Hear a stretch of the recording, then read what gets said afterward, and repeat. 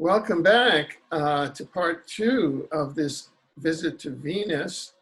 We're with Raymond Keller, author, Venus visitor, Venus contactee, and we're waiting shortly for Robert Potter, Venus contactee, to join us at our last, in part 1, which you can review, our Venus visit to Venus. We had gotten as far as the moon, which we learned in a new sort of architecture of the solar system, that Venus is actually, the moon, our moon is actually a Venus base. And that is new information to at least many different quadrants of exopolitics that we have been interviewing, some of whom stated that know that the moon is under the control of the reptilians, know that the moon is a stopping off point, an organization point for the secret space program like Solar Warden, and that we share it with a whole number of other races, but it's the reptilians' ball game. And Raymond and Robert have come back with contactee and visit information to say no. The overall umbrella on the moon is under the Venus Alliance, which is a upper dimensional ethical human civilization on the ascension pathway, which is extremely good news and which kind of flips the entire solar system, at least in the exopolitics that I've heard. So I'm just bringing us up to part 1, and I'm now turning it over to Raymond to continue us on the visit to Venus. Raymond, over to you. And thank you so much for what you and Robert are doing to bring Venus awareness. Well, thank you, Alfred. Thank you very much. It's always a pleasure to be on the program with you and to share this information. The last time I introduced part of Book 4 in the Venus Rising trilogy and Book 5. Book 5 being Lady Columba, Venus Revelations. And this is the introduction to who Lady Columba is, in case anyone out there is curious about her true nature and origins. And this is a meeting that took place on the 24th of June of 2017 out at Sandy Lake, Pennsylvania. This was at a metaphysical meeting. And this is the account of what happened and the information provided by Lady Columba. So it was the 24th of June, and attendees at the Warren Light Center celebrated the 70th anniversary of the arrival of the Age of Flying Saucers. That was the time when Kenneth Arnold sighted 9 disc-shaped objects skimming across the Cascade Mountains like saucers over water. And here's an article from the Chicago Sun on Thursday, June 26, 2 days later, about supersonic flying saucers sighted by Idaho pilot Kenneth Arnold. And they were clocked at about 1,200 miles per hour. So it's not that that sighting was any more different than any others, but it happened to be the one where the term flying saucers was coined. And so we generally pinpoint the age of flying saucers as beginning on 24 June of 1947. To commemorate this event, I was at the Light Center presenting my 2 new books, The Final Countdown, Rockets to Venus, and Cosmic Rays, Excellent Venus Adventure. So the book on the left, Rockets to Venus, tells about efforts of various powers here on Earth to find out what's underneath the dense cloud layer of Venus, sending probes there. That's Russia, the United States, the European Union, and Japan. And then the third book in the series, the one that you see on the right, Cosmic Ray's Excellent Venus Adventure, has personal encounters with Venusians by myself and many others from around the world. So at about 8:15 that evening, about 18 minutes before sunset, two mysterious visitors appeared in a column of light in the woods south of the metaphysical center. They were apparently greeted by at least two men who were walking just outside of the tree line, one accompanied by a dog. The dog was anxious, but one of the women just touched it and the animal quieted down. The gentleman with the dog asked the woman who they were, the women who they were, and where they came from. They identified themselves as Lady Columba and Lady Aurora. The women said they just beamed down from a mothership and that they came from the paradise planet we on Earth know as Venus. This is an artist's conception of what Venus would look like. Pretty good guesstimate. When asked why they were here, the women noted that they wanted to attend Cosmic Ray's Venus presentation and lend him their moral support. Above, in the picture, is me with the first Venus book, the very first one, Venus Rising: A Concise History of the Second Planet. And this is at the Philadelphia Metropolitan Museum of Art. And they have a special Venus room that's filled with statues and everything. And they gave me an exclusive tour of it. I'm seated there with a statue of the goddess Venus, the birth of Venus by the Swiss ancestor Heinrich Keller. He made that statue in Rome in the year 1799.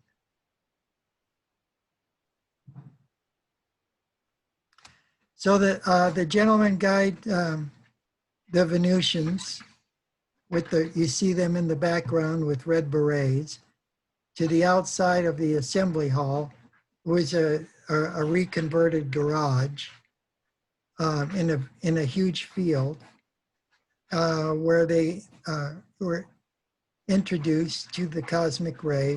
That's me with the green shirt, standing next to the tall gentleman on the left side, and began to mingle with some of the attendees. And there was a newspaper photographer that day, and he took pictures of everything going on at the event. And so right after their arrival, they were just mingling with the crowd. And you see the security guard, their security guard, Alon, he's obscured by one of the Venusians standing in front of him. Yeah, that's a gentleman that I met when Raymond arranged the meeting for me in West Virginia. He was there. For some reason, my screen's not coming up, but it says, anyway, I'm not sure if I have the video going, but my camera's not on for some reason. Yeah, that's because we're on a PowerPoint phase. Oh, okay, there I am. It came up finally. Yeah. All right. Great. Yeah, no, I saw that. My thing was muted, but that was a gentleman I met. He held the camera so still. I really liked his energy. He was a little more, I think that as I mentioned before, I think the commander that I interviewed was a little more concerned about delivering the message and hot tailing it out of there. But he, 2,400 years old, one incarnation on Earth and then taken to Venus. So he obviously has a deep, deep understanding of the Earth and our situation. And the compassion is really good. I'll let you continue, Cos. I just wanted to mention, Okay. to give Alan a shout out. It's good to see you, Rob.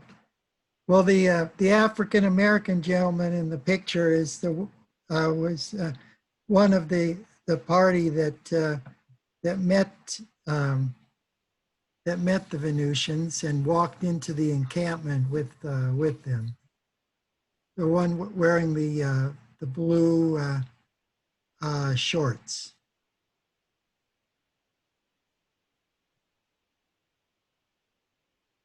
When they came in, I was setting up the equipment and everything, and just getting ready to get started with the program. And I invited them to come up to the podium and say a few words and introduce themselves. And they said that they were persons interested in the subject, and that they were coming there to see the presentation, the premiere of the first of the Venus books.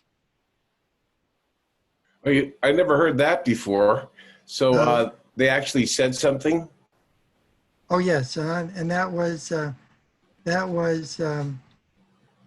Lady Columba here on the left, and this is Lady Aurora here on the right. Okay, cool.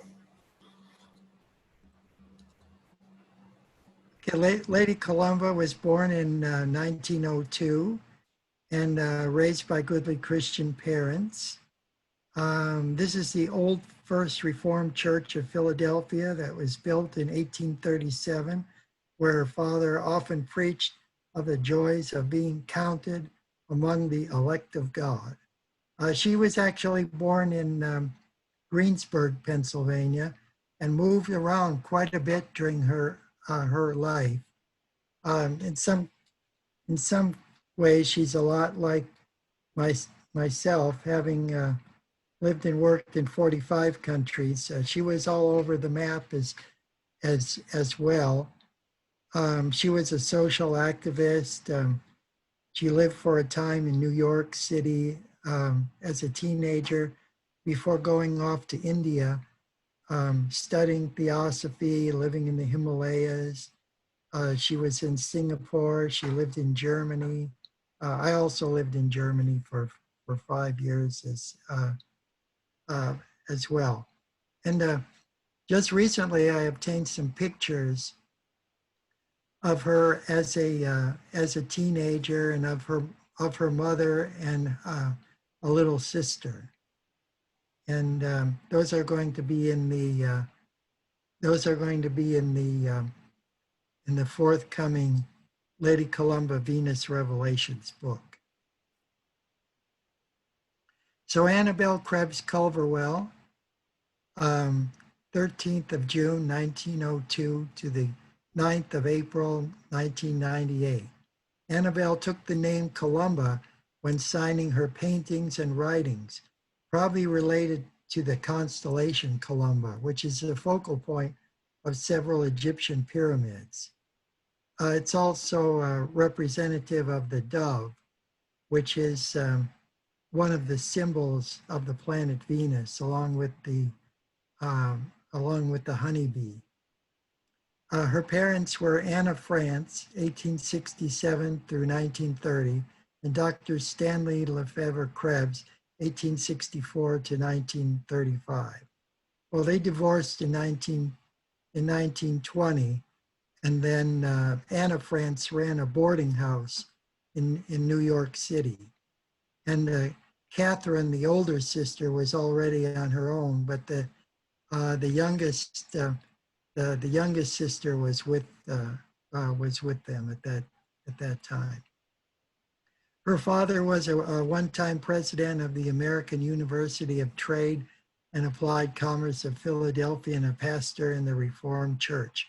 He wrote the book Trick Methods of Eusapia Palladino in 1910, exposing the tricks of a medium. His second marriage was to Marjorie Main of the Ma and Pa kettle fame.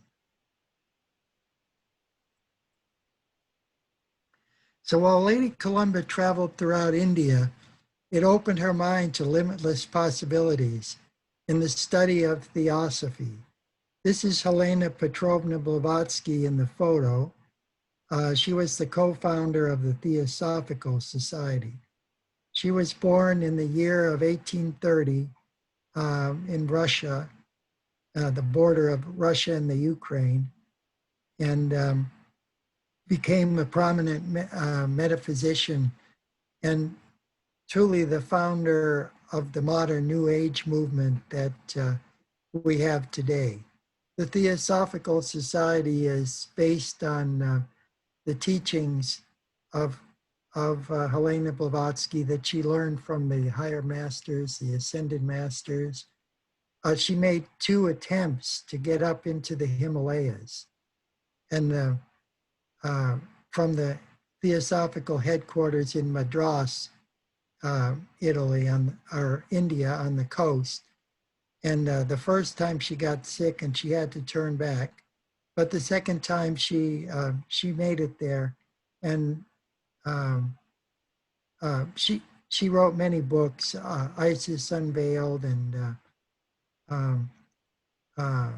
History of a Planet, which is all about Venus. And I decided that when I wrote my Venus books, especially the first one, A Concise History of the Second Planet, that as a member of the Theosophical Society myself, that it was time for a new updated version about what's going on Venus, because Helena Petrovna Blavatsky wrote her book back in 1885.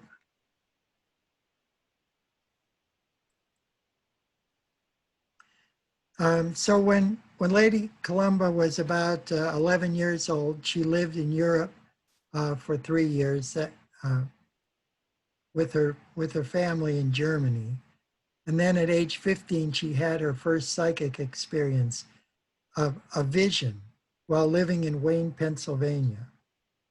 After her marriage in 1921 to Frank J. Culverwell, she lived for a time in Singapore, where she began to study Theosophy, and then in Calcutta and Darjeeling, India.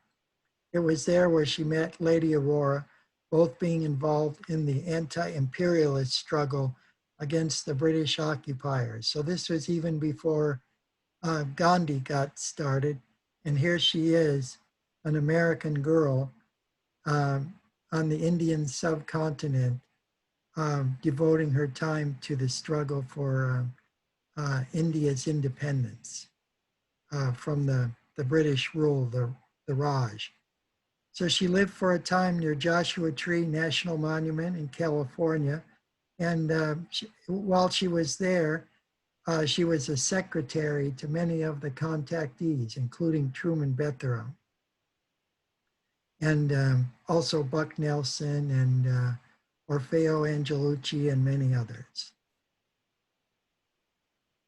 So just like myself and Rob and Alfred, when we get to travel around the world, it really opens your mind to social consciousness and awareness, and an acceptance of we are one people here on Earth, and it helps to bring the world together a little closer.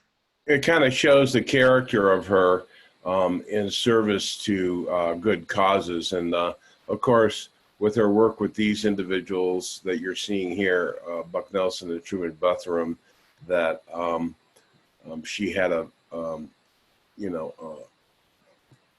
quite a giving and loving personality to devote her time towards good causes and social justice, so to speak. And really truth. So she had garnered the attention of the Venusians, which eventually rewarded her with a trip to the moon, where she lived for 4 years. And we're going to get into your trip to Venus too, Kaz, right? Yes, yes, we will. Okay, all right. Okay, on this picture here on the left, you see Truman Bethlehem.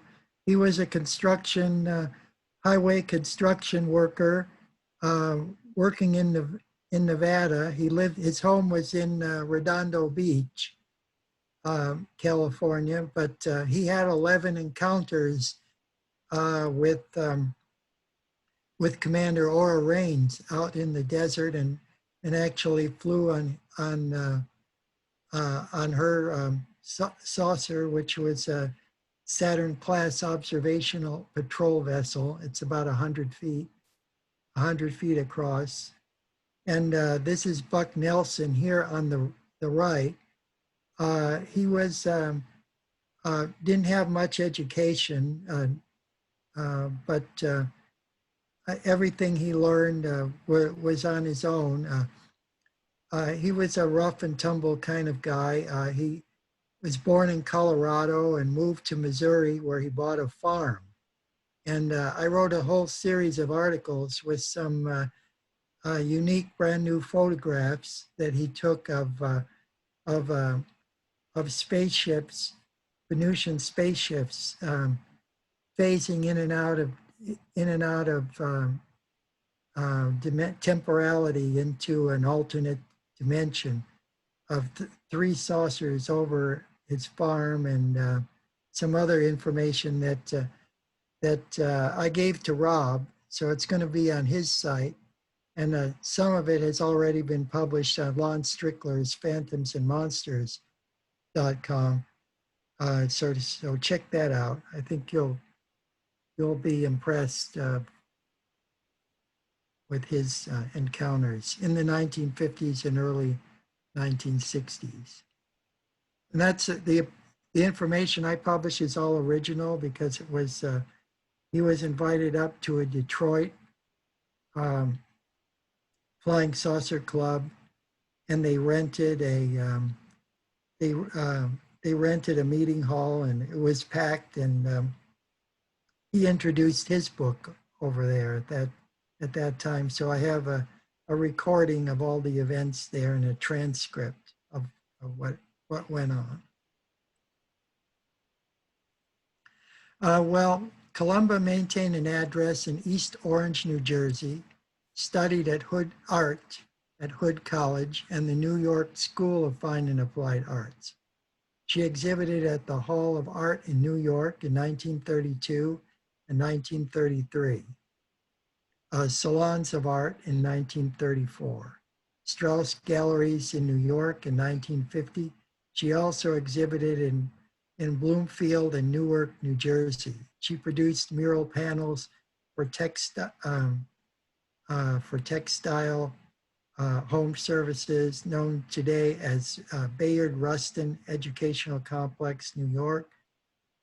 She was a member of the St. Petersburg Arts Club and Newark's Arts Club, and held positions as president of Scuttlebutt Creations from 1936 to 1940.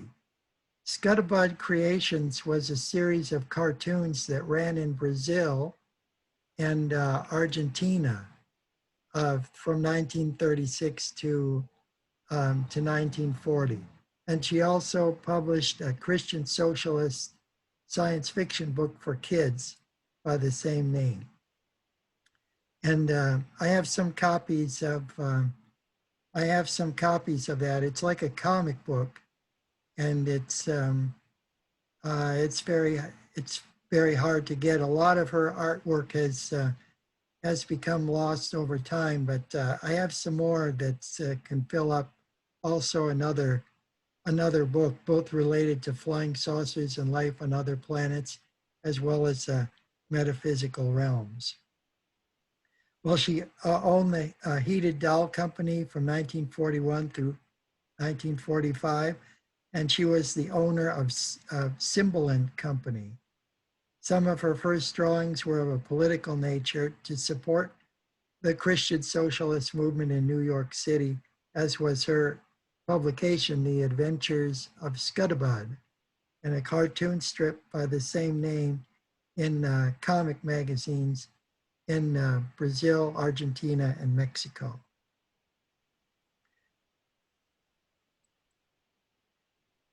Lady Columba, when she was in India, apprenticed with Lady Aurora to become a master of telepathy and other psychic powers.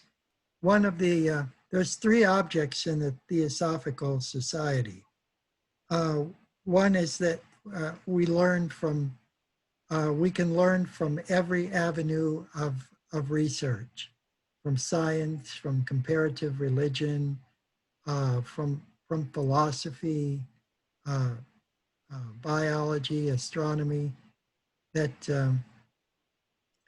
truth is, the search for truth is the highest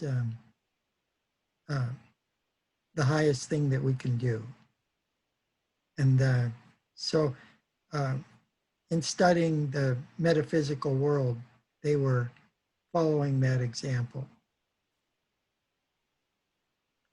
So Lady Columba gave presentations on the mysteries of man and the universe, illustrated with color slides, the mysteries of human nature, stressing phenomena such as mental telepathy and kindred experiences. Mrs. Krebs Culverwell even dressed in Oriental costume to give an illustrated lecture on symbolic art of life's marvels. Therefore, her close relationship with Lady Aurora put Lady Columba in touch with higher Venusian cosmic energies. Lady Columba believed that the earth, like Venus, could become a paradise for all. Now, these are some drawings that she made during the Great Depression, showing the struggle of the workers for an equal share in society. And then this is on the right is from the it's actually from the Scuddabud series, and it shows some people living in dilapidated housing and wanting for every good thing in life, while others live effortlessly and enjoy all the good things in life. I'd like to comment here, and we can hear from Cosmic Ray.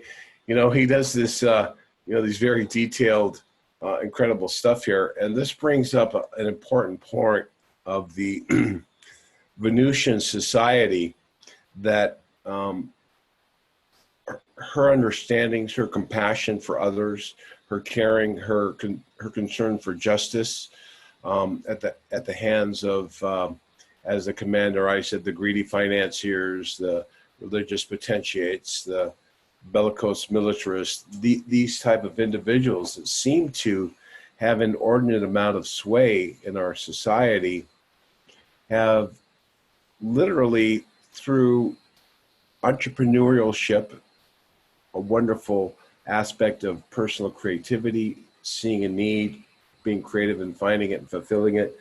And then, of course, the opportunists who take advantage of something and actually use their power, their might, their influence, their money to deny others responsibilities, their responsibility to the others, the people they employ, and to not pay them fairly.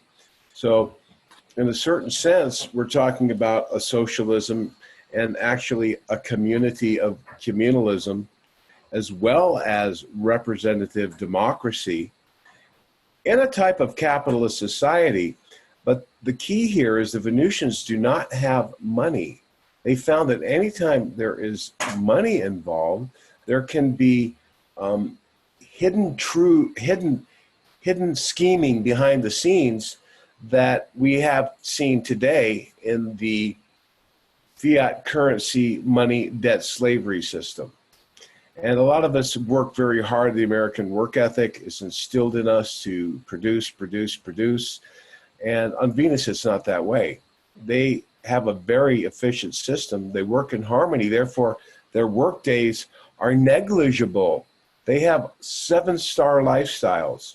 And to enjoy this is not about forcing a political system or knowing about spaceships or being in awe of spacesuits. It's about individually transforming our thinking and consciousness into these wonderful principles. And we've had some talk with some speakers. Well, that sounds like socialism and so forth. And, but our ideas, our perception of these terms are very incorrect. And because having lived there and witnessed their society and understanding what we call communism and socialism at their highest levels have merged into a democracy with a type of creativity that allows for prosperity and abundance. And it does so in a positive way by not destroying their planet through technology and chemistry. And there's not a greed and a power factor.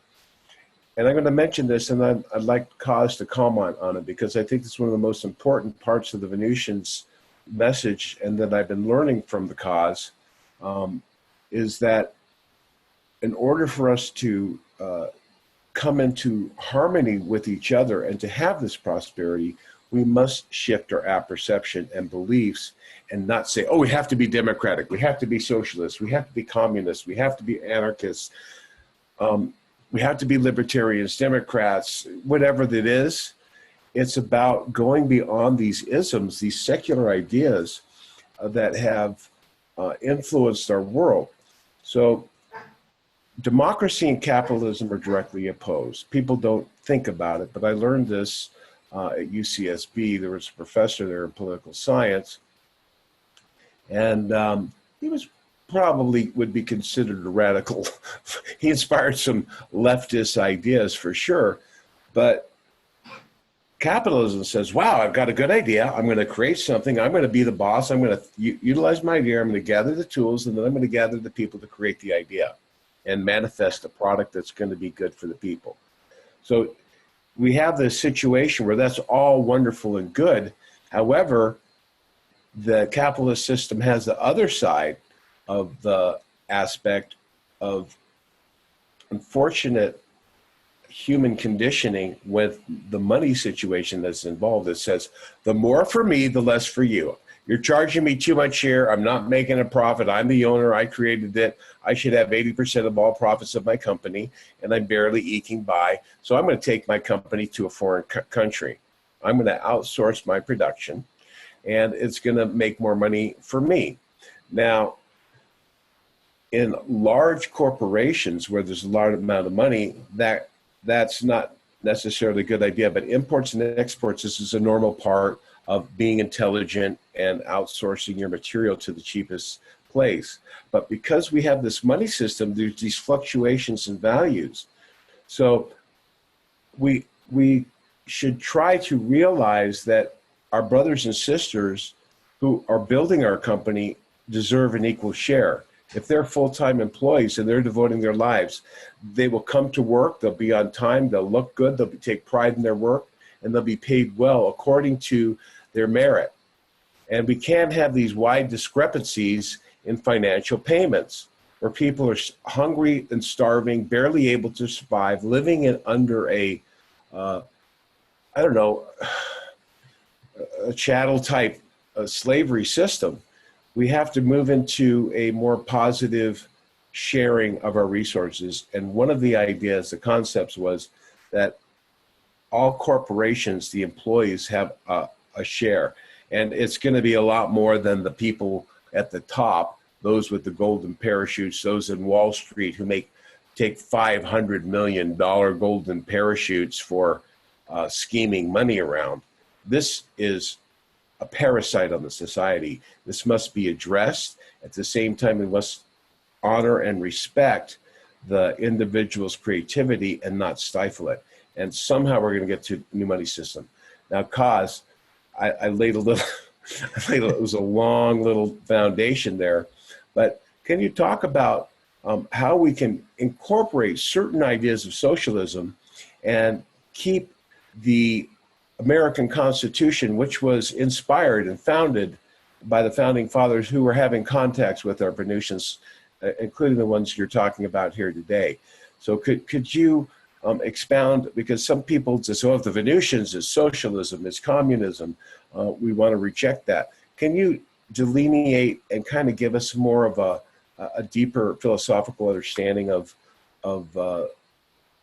their interaction and how it's not really communism or socialism as we know it? Sure, Rob, I'd be happy to. When you look at the last few paragraphs or few verses in the second chapter of the book of Acts, Acts of the Apostles, you see that the apostles shared everything, that they had everything in common. They had a common meal, and they imparted to each as each needed. So it was a free association. It wasn't a dictatorial type of regimental system, and so people were free to come and go for that if they wanted to live in the higher order of a type of communalism, which is how the Venusians describe it. Their society is more or less organized along the lines of a beehive. It's a collective body where everybody works for the common good. Now, the Earth system can't quite be like that because the Venusians enjoy a higher unity and the spiritual. They're all born knowing the spiritual laws in their society. Their superculture has an ability to, we've been programmed into chaos and madness, whereas they have a very positive system. Cause I would say, if we think of something like a trust, a world trust of a pooling of resources, of the planetary resources, and distributed them equally amongst the nation states, and to let each country, nation, city, hamlet gather together their technology, their ideas and forces for the most efficient use of all. And if certain groups did not want to contribute or to do that, it might be okay. But I think that there would be something positive about that. A world trust type of thing, if it was transparent in a certain extent in distributing credits or exchanges and bartering, how do you see that possibly could fulfill? We talked about the Bible. Tell us how they do it on Venus, kind of the mechanics of how that the credit system versus service and what they enjoy as far as their home life that you observed on your visit to Venus. Well, one of the themes in Lady Columba Venus Revelation is the transitional system that has been put in place on other planets as different societies on the surface of other worlds have began to coalesce and to come together to form common political and economic systems. And one of these transitional systems involves the ownership by the workers of at least 50% of the shares of stock in publicly traded corporations, to give them more of a stake in things, where they actually sit on the board of directors and have a say. They actually do that in Germany, and it works out quite well. Interesting. So the workers do have a voice.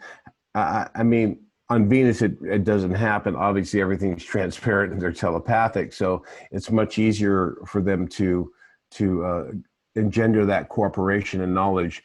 We do have the unions that were intended that way, but clearly the unions have been pretty much corrupted, literally taken over by oligarchical criminals of the mob. And, it's a propaganda. The workers kind of go, well, we either have a really tyrant boss that'll keep us like in 1906 Upton's, jungle, the corporations that we're seeing here in this photograph, or we can have like some guys you just need to skim a little off the top for the family, you know? So, but the actual workers are sitting at the table, which makes sense because they know the intimacies of what will drive the improved technology that's creating something. So they get credits, Raymond, for working, and they don't actually exchange money. And I'm not pushing for a new world order type of moneyless system where they can control it with a flip of the switch and be like an invisible thief, which is kind of what's happening anyway. But can you explain how you see from your wisdom and what your experience has been, where we might go from your visit to Venus? What is that relationship that we might garner some insight to that we could inspire thinking here? They definitely take a personal interest, Rob, and they want to know what your desires, what your aspirations are, and to put the whole force of the collective behind what you would want to do. So they have room for individual and creative expression, as well as collective mobilization to help you make that happen. So they actually have a Department of Happiness on Venus to help with the realization of individual goals. So this is interesting. So everyone's food, shelter, clothing, and living structure, communication is actually a birthright, and it's quite advanced in its development, isn't it? Yes, and they have a system whereby your efforts can be channeled into smaller groups, into smaller collectives that are working along the same lines of interest that you have. So if I have an idea or something like a positive technology or something like that, and they're not just, they don't thrive and live on tech, they love nature and they live in the harmony. But you mean I could just go to the Department of Happiness and say, hey, I have an idea to make everyone happy. It's called, My Pillow, the best pillow in the world or something. Any individual can come forward with a positive thing, and the direction of a group of people could help with that. It's actually organized to make it that easy. No loans, you don't have to give away your soul. Everything just works like that in the spirit of cooperation. Yes, it does. Wow. Well, understanding the difference of their apperception, their lives, how could we maybe move along those lines? And Alfred, I'm sure you got some interesting ideas on this. What do you see for us, something that we could do, or some ideas that might inspire the youth and the people watching this in positions of finance and business to, if not, create a movement just within their own companies, even change a system? And how could that work with this money system as it is now? What would you proffer? Well, our time and labor is very important. So where we direct our energy, where we put our focus to make this world a better place is the key to building up credit and uplifting the whole of society at large. Alfred, you have any thoughts? Yes, and I find that this is very congruent to the world that I live and work in, because people can go to a website I've put together called positivefuture.info, and there I put together a platform, and it's multiple components to the platform. And one of them is a reinvention of money. So it's like electricity, gas, and water. It's a public utility available freely at public utility centers. So that money is something that you contract for, like you contract for gas and electricity. Because historically, this is a money planet. And so you have to separate money from your creative activity, money from survival, i.e. housing, food, da-da-da. And so I urge people to go to positivefuture.info and see this step by step. One of the first steps is of course, a transformation. We introduce virtual democracy on the Swiss canton basis. I mean, in Switzerland, the village gets together and votes on everything, and they've gotten rid of the middle people who actually are influenced by, the city councils, and the state legislatures are the ones, and the congresses are the ones that the powers that be go after. Wow, really, we the people actually get together, decide what they want, and implement it without an agenda of someone who thinks they know what people want. Now, I do think a larger view is good, but when we have corruption, so this is, this sounds like what they're doing on Venus, right, Raymond? Yes. In a way, it's representative of the type of town hall government that used to be here in North America. Yeah, so where the people were actually empowered to do things at the local level.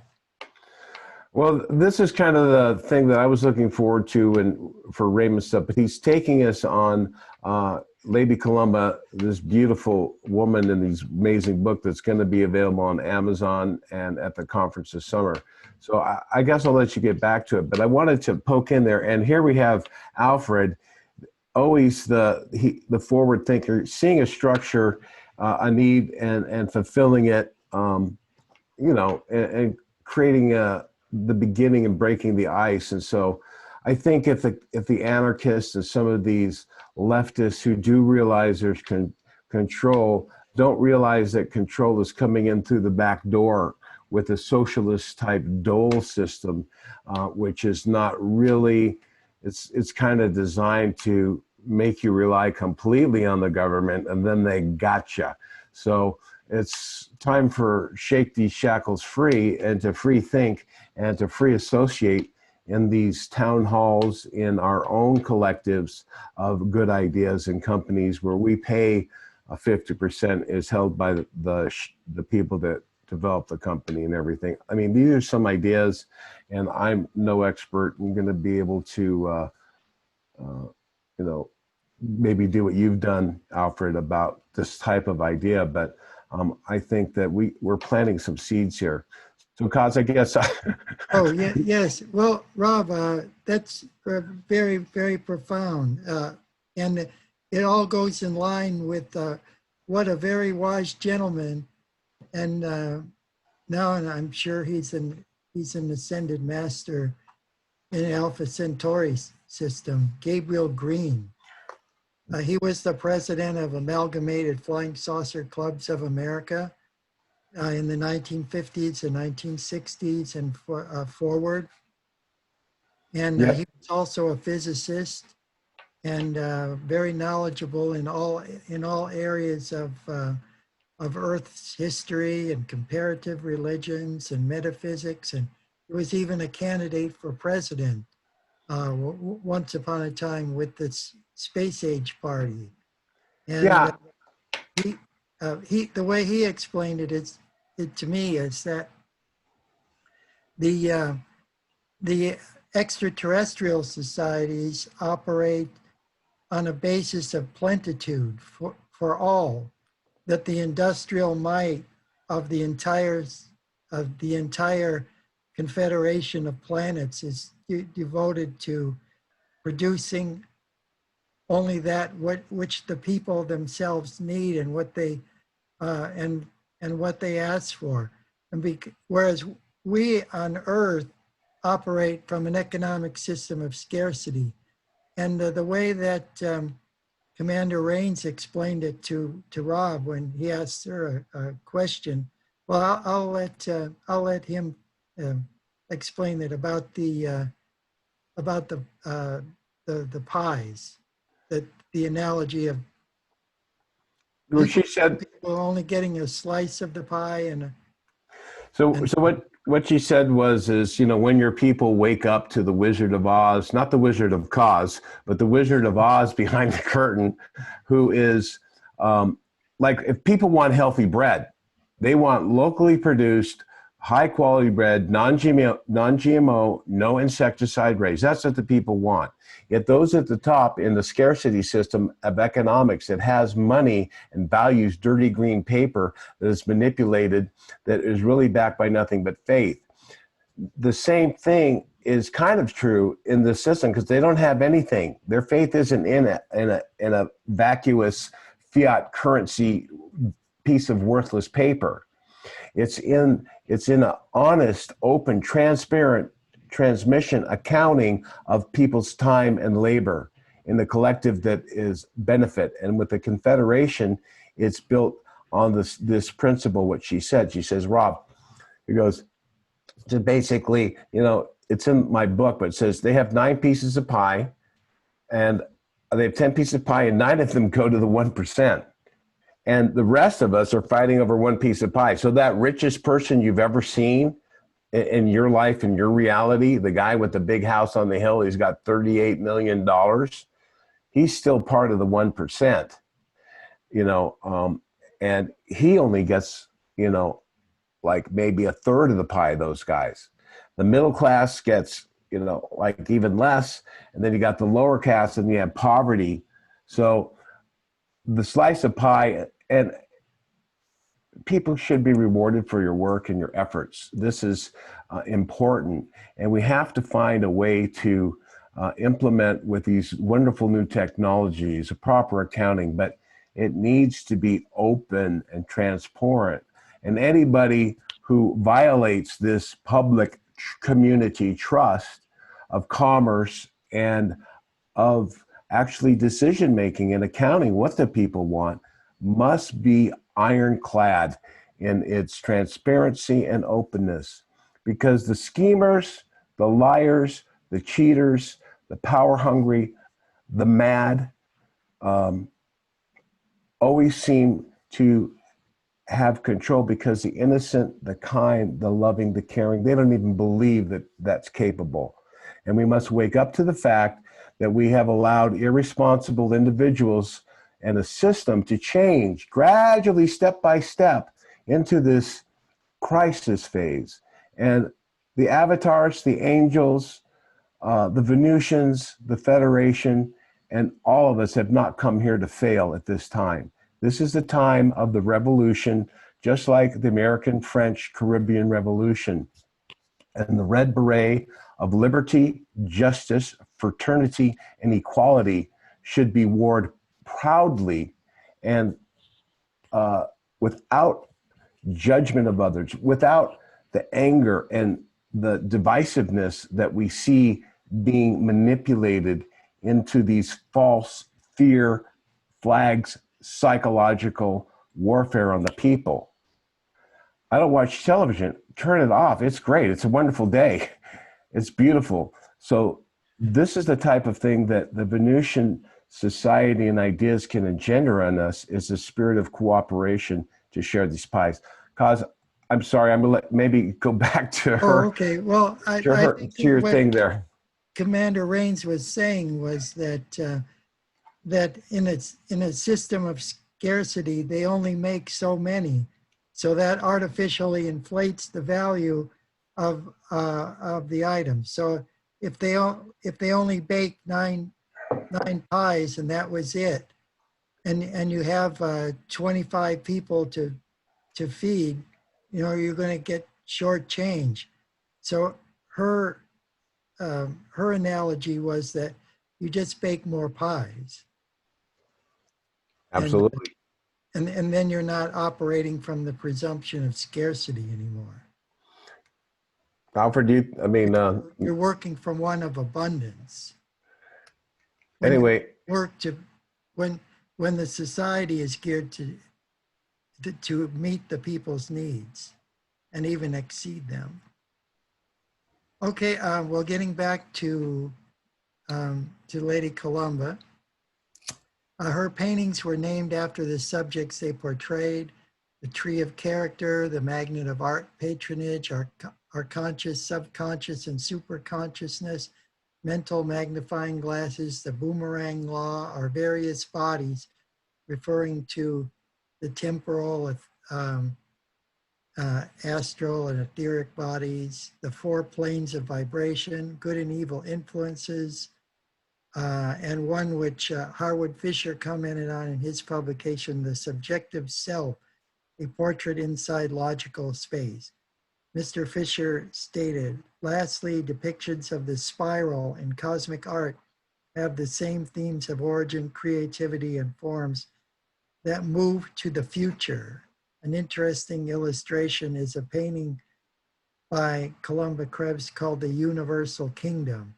I have one of those paintings, and I will try to present it in a future lecture, but it's based on the spiral all the way from the central galactic core to the black star at the core of the galaxy, to all the suns and solar systems beyond, and it incorporates, of course, the grand spiral incorporates the Fibonacci sequence, which in the geometric patterns in the orbit of Venus and the orbits of Earth are very indicative of a higher type of consciousness at work there, and one that relates to, all I could say right now is that if you want a real detailed explanation of it and how it connects to the bees, and Venus is known as Abahar, the planet of the bees, read that book, because it details everything about spirals and Fibonacci numbers. The number of bees in any hive is always a Fibonacci number by the way bees reproduce. The orbit of the Earth and Venus. Venus is always the higher Fibonacci of orbits in direct proportion of the Earth, which has the next lowest proportion of orbits in the Fibonacci sequence.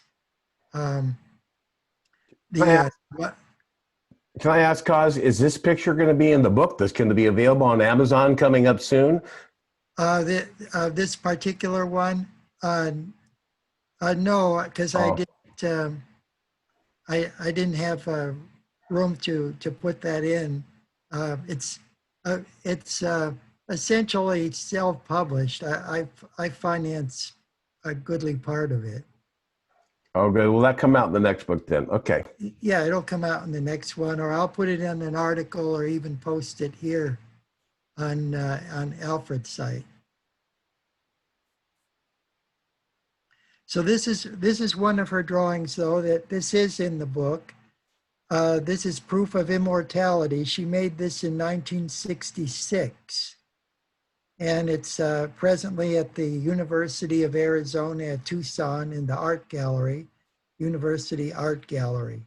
And she predicted her own resurrection at the Venusian moon-based Clarion on the far side of the moon. You see a consciousness in the upper right corner. Consciousness is being downloaded into her brain from into a new body that's been reconstructed with her own DNA that was collected before she would pass on. And then here is a Venusian technician that is handling this transference and regeneration process. And it's also described in the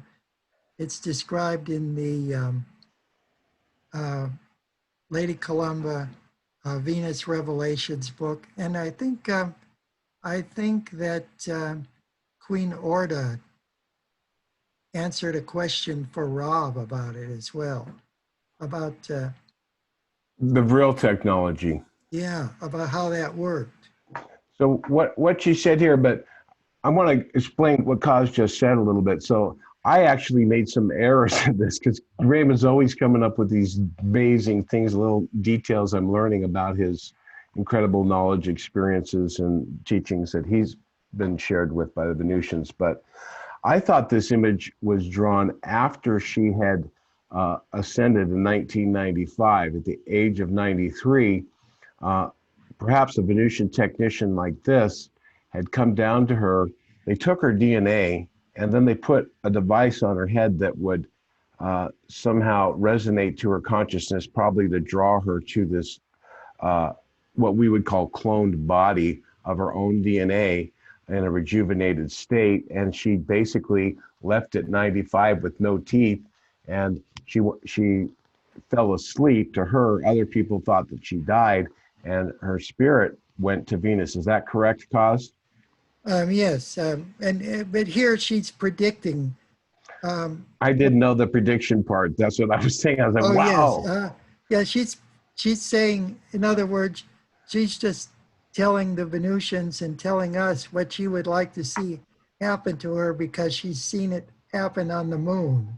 Right. So she's in there. She was watching people who were ascending to the moon. Were these Venusians that had gone into incarnation on Earth, or were these souls that had just developed? And this is where some people go when they die. This is interesting to me. I'm sorry. This was their DNA is taken there, and a new body is constituted, and then their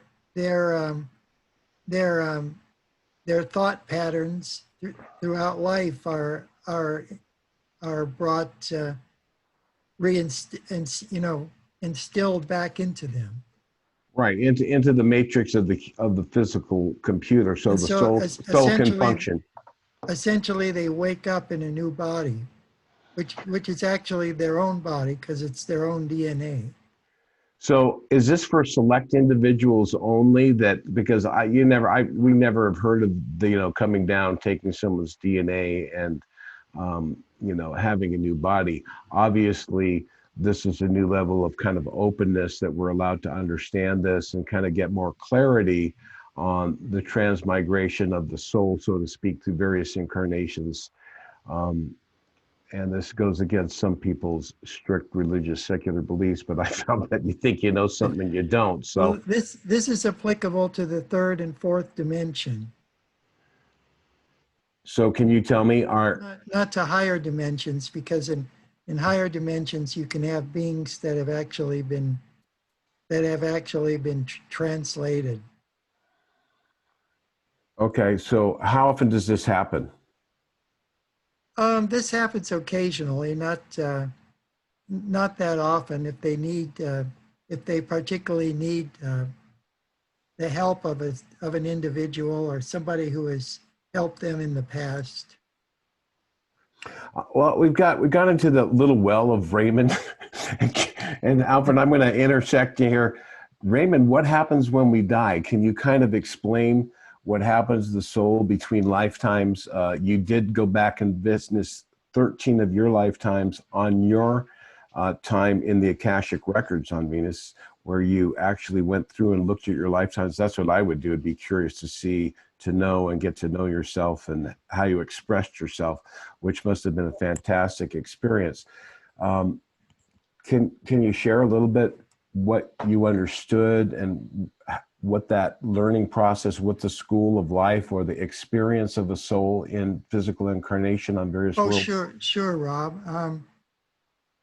Well, we have about 12, 13, 14 incarnations on average per planetary sphere in advancing from one to another, just like we were ascending a spiral staircase into celestial realms. And once we've reached the final incarnation, when we've learned all we had to on one sphere of existence, then we go to reincarnate into another. And many have actually written about this in the past. Some say that the Bible teaches against reincarnation when actually it doesn't. If you look in the book of Jeremiah, there's a parable there about the potter at the wheel, where he is all the pots or all the clay that he molds that is defective, he puts back into the heap and refashions again. And it either pertains to individuals or it could also pertain to societies. And then Jesus himself spoke about John the Baptist himself being a reincarnation of, I think it was Elijah, the prophet, coming back again. So these things are not new to, at least when one studies the history of Christianity and the Gnostics and their connections with the Essenes and so forth. So, as King Solomon said, there's nothing new under the sun. So with Christ's incarnation and just as an avatar and bringing a teaching, and not in a personality cult of a secular, ritualized, stylized leaders that allegedly are your intermediary between God, you actually have it's a direct connection on Venus. But can you talk about what happens when you die, afterlife? Can you describe the process? I mean, you almost died. And you saw your higher self. Do you think this is the same experience, or how does that, from your Akashic records, was this revealed to you? Can you talk a little bit about the death and the bardo, and there's all these, you should do this at death or do that, or I guess always be prepared. But what happens and kind of the confidence of understanding that we return into God's glorious creation in multiple lives? Can you share what happens in between? And we say we choose our parents and that kind of stuff. What would you like to share, if you can, on anything like that? Oh, sure. Well, all I could tell you, Rob, is that we are all embedded in the universe, in the conscious memory, eternal memory of the universe as a divine spark. And within each solar system, there is a location. Some call it a universal library. Some call it the Akashic record. Some call it a well of souls. In our solar system, this is on the 7th planet on Uranus, and there is a crystal cave there underneath the very fierce surface. The atmosphere is like 1,000 miles an hour winds, but there's an ice cave, like a crystal ice cave underneath there, and that's where all these sparks of intelligence, these divine sparks, go. And then from there we go on to our next life. So the and spark. I have to say this about the people who are into UFOs and metaphysical concepts and so forth. For the most part, those individuals, that the mere fact that they're thinking about these things and these deeper things means that they're perhaps in their last incarnation on the earthly sphere, and they're ready to move on in the next phase. Huh. So, I mean, I don't know about you, Alfred, but I want to know, okay, so on this, where the etheric sparks go. So is this the soul goes to this planet for a rest, or can you kind of, I mean, we're thinking of it from our mind. We want to go, where does our self go?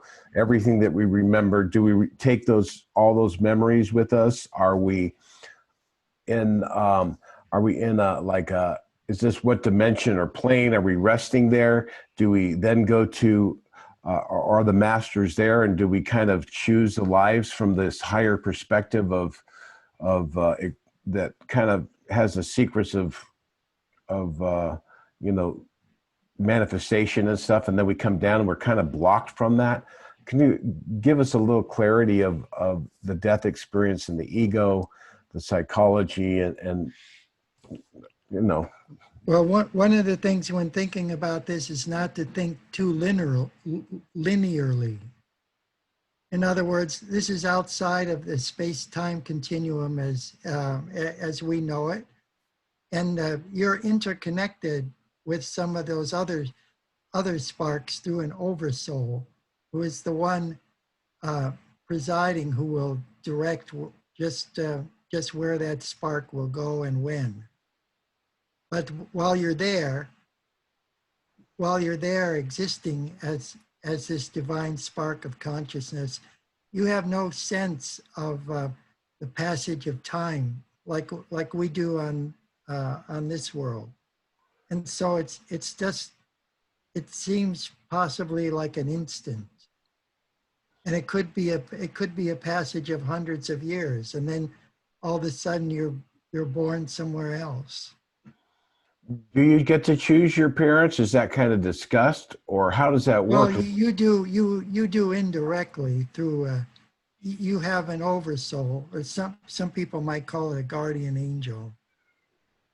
Okay, so that guardian angel kind of directs the best purpose to serve the collective expression of God, and you're just drawn to a lifetime that will bring up, I guess, certain experiences, and you'll have free will within that, I guess, huh? Yes, and you're to the oversoul, you're simultaneously existing at many levels, Right. space and dimensionally. This is always exploding my mind. That's your 9th and 10th book we discussed. Okay, I'm sorry. I took us off, but I kind of wanted to get your perspective on this life thing too, while we're going at it. I'm just poking in here. Okay, go ahead, Gus. I think Alfred probably might have an understanding of it, because we're talking about the superimposition of particles, so that these particles can exist in multiple places and all be connected to one directing source. Yeah, I'll just say very, very briefly, this is a fascinating conversation that we're having. And it's like I'm reminded of so many people coming upon and describing different parts of the elephant. And so the way that I've looked at the elephant is in omniverse theory and the dimensional ecology of the omniverse, universe, multiverse, omniverse. And people who want to follow that, it's based on replicable scientific evidence, can go to the Omniverse trilogy, a number of Omniverse books at universebooks.com. Oh, thank you, Alfred. That was a good explanation. Even our universe isn't inclusive of all the phenomena that's out there. So omniverse is a much better term for it. I think it was John A. Keel, the metaphysical UFO writer in the 60s and 70s, who called it, he called the omniverse, he had a word for it, the super spectrum, that we're all part of the super spectrum, encompassing all levels of consciousness and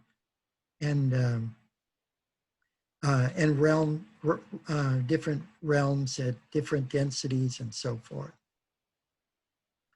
Okay, well, Columba Krebs, she wrote the afterword to the people of planet Clarion and helped Truman Bethlehem with all three of his later books, she notes that Bethurum seemed obsessed by Captain Rains and had hired a secretary who, according to Bethurum, resembled Rains very closely.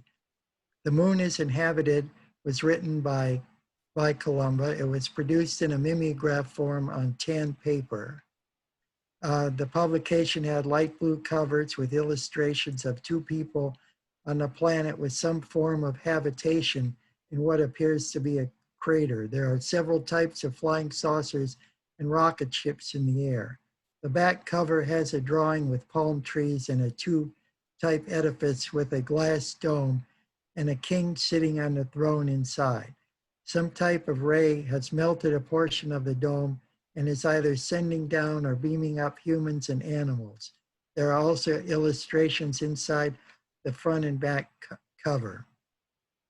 And the profits from the sale of this publication were to go to the Cosmic Art Shrine. So the last week when we were on, we discussed the picture with the several types of flying saucers and rockets, which I reproduced in Lady Columba Venus Revelations, and also the drawing with the palm trees and the tube type edifice. These were cosmic avatars that were being dispatched to the Earth from the surface of the planet Venus. And they were getting on board a mothership. After this, we'll come back and look at that again. Okay, notations on two of Columba's publications appear in UFOs and the Extraterrestrial Contact Movement, Bibliography, Volume 1. And also, she is mentioned in The Gods Have Landed, New Religions from Other Worlds, edited by James R. Lewis at SUNY Press. And Columba Krebs also appeared in Who Was Who in American Art, 1564 to 1975. So she's included as among some of the top artists coming from the United States during all that time span, during those hundreds of years. So I have the original document, The Moon is Inhabited, and with the help of Lady Columba, it has been revised and will be presented anew, because nobody would publish it or read it the last time around. And hopefully now the world is ready and they're going to take notice of it. This is about Lady Aurora. She was born in Rishikesh, which is in India, right across from Nepal at the base of the Himalayas. In 1880, during the time of the British Raj, Rishikesh was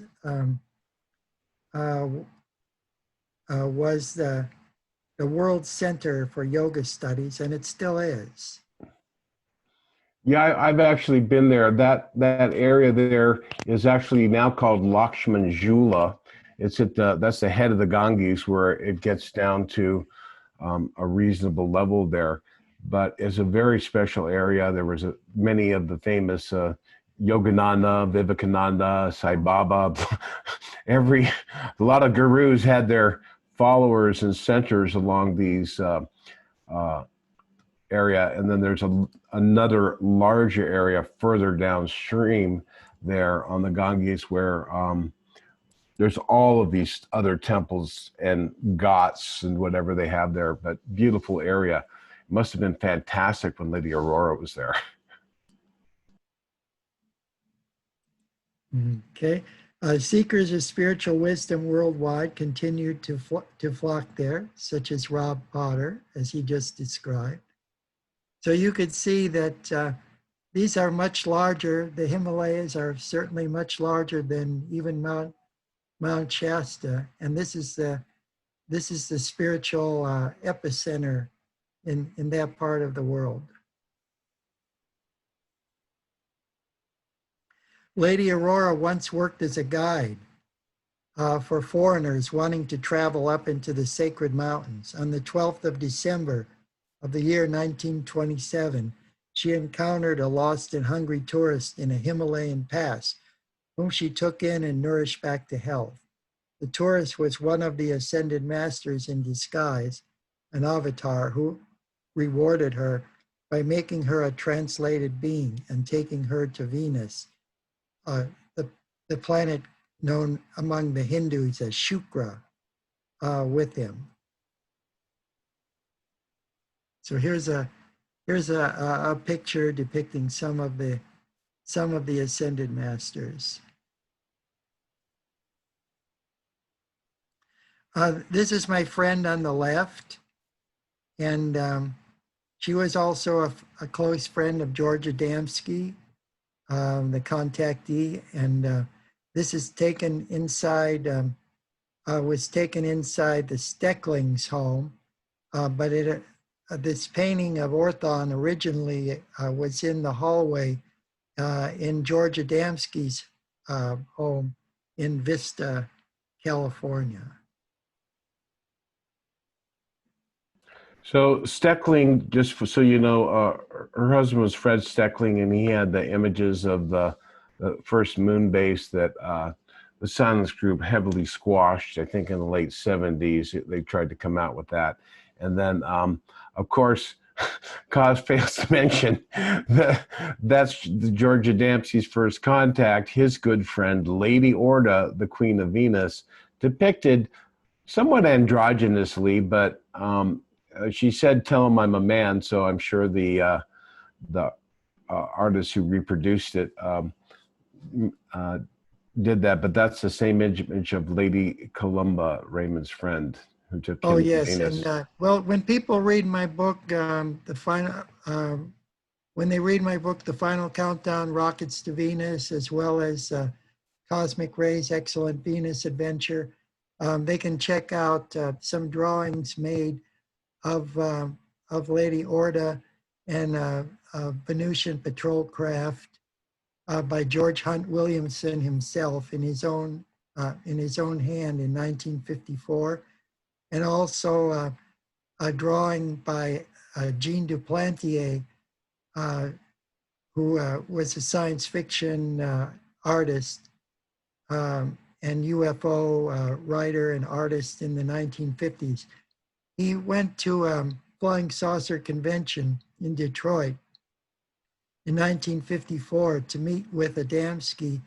And at that time, Alice K. Wells, who was one of the witnesses, one of the 5 other witnesses to Adamski's first encounter with Orthon, described Orthon for Jean Duplantier, and he did a sketch, and that sketch appears in my Venus books, and depicts, as George Hunt Williamson's sketch also depicts Orthon as being a girl.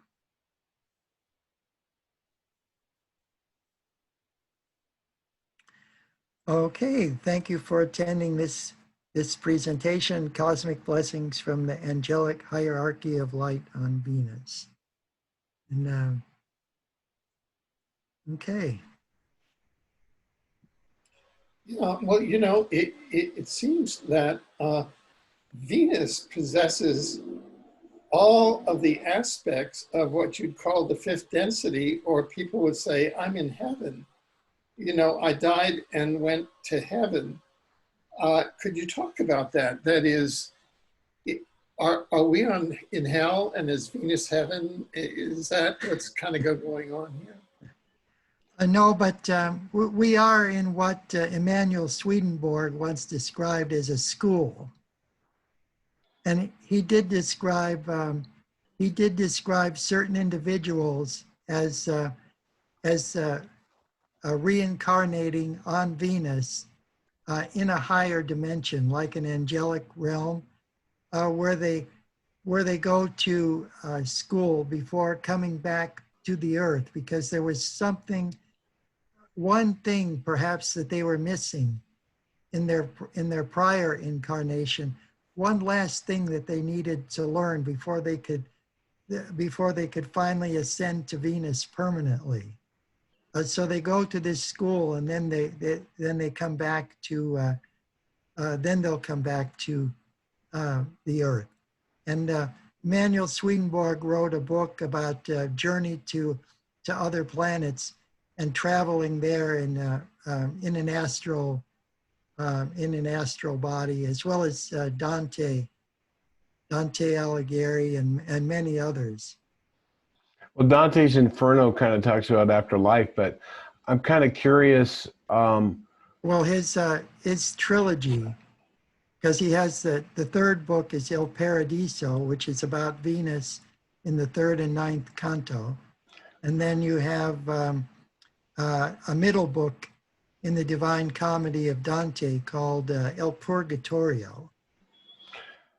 So that transitional, it's like a transitional space.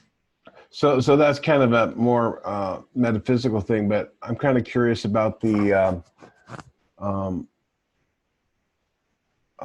more Emanuel Swedenborg, because I'm not, Raymond pretty much, he knows a lot of like classical culture, like inside and out, really. So can you tell us a little about Emanuel Swedenborg's time on Venus and how long was he there? And I guess maybe that's what he had learned and he decided to reveal it in, can you tell a little bit more about that? Oh yes. Well, he was a great scientist, Emanuel Swedenborg, and researcher at his time. He was also a theologian and founded a church called the Church of the New Jerusalem. And he did literally describe Venus as being a heaven, as well as Dante. They did describe Venus as being a heavenly realm. Okay. And Dante and both Dante and Swedenborg, as well as Tannhauser, the German knight, they all describe Venus in paradisical terms. So it is a very blessed, celestialized world, to be sure.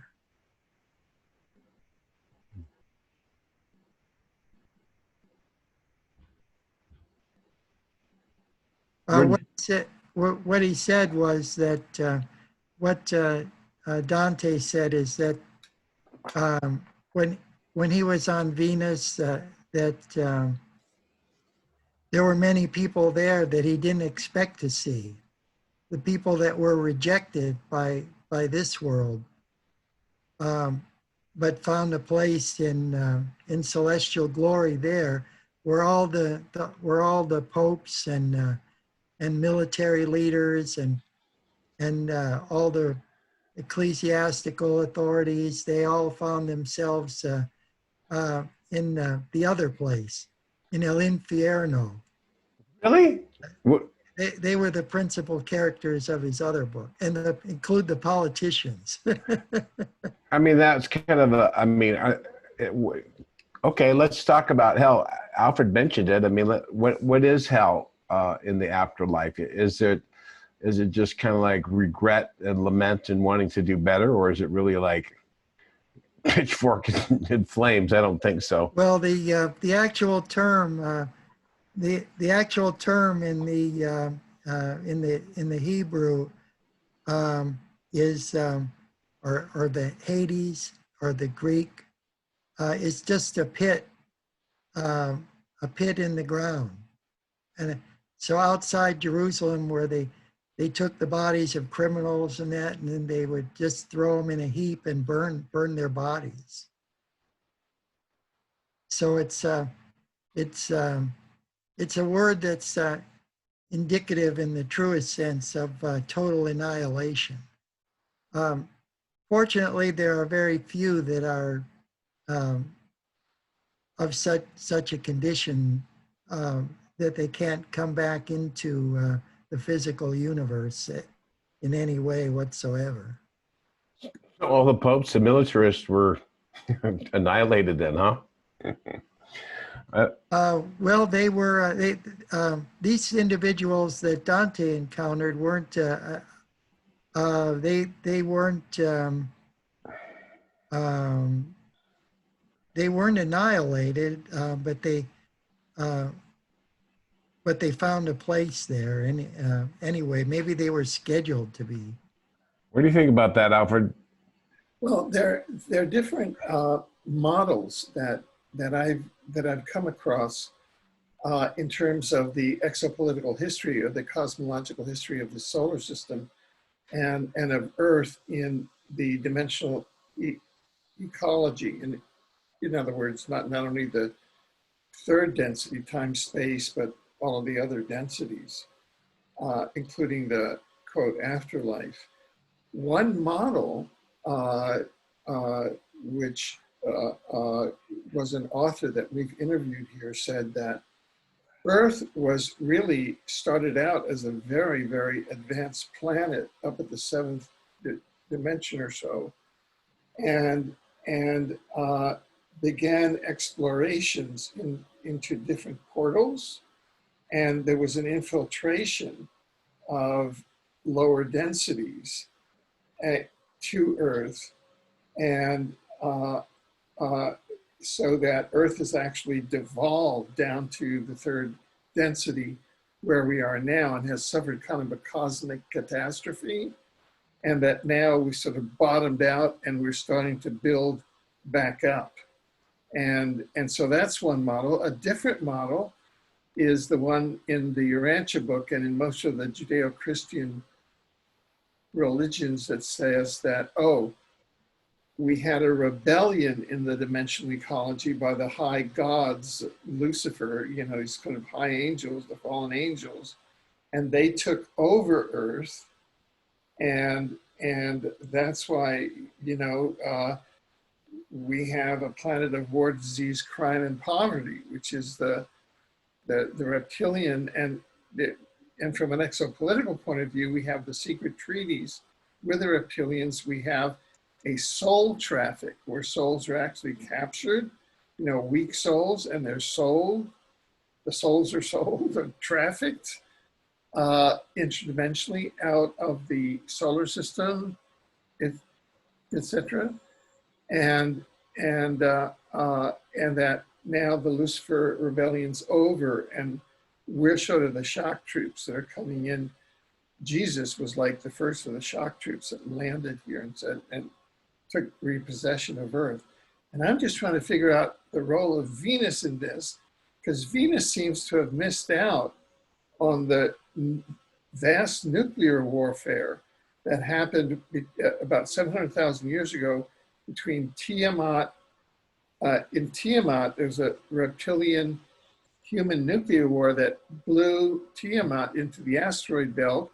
And then at the same time, around 705,000 years ago, according to the law of one, Mars, there was a reptilian human war there. And Mars, which was a verdant interplanetary society planet with Earth, Mars, and Tiamat, all kinds of pyramids, that got blown out to an obloid planet with no atmosphere and no vegetation, or a very low atmosphere. And we're sort of with our backs against the wall here on Earth with the fights between the reptilians and the humans. And one guy says that there's about 10,000 Draco-reptilian souls who have incarnated into human bodies in all the positions of authority in government, media, finance, and carrying out the suppressive war, disease, crime, and poverty agenda against humans. So all of a sudden, Venus has managed to maintain its kind of ascension position up in 5D.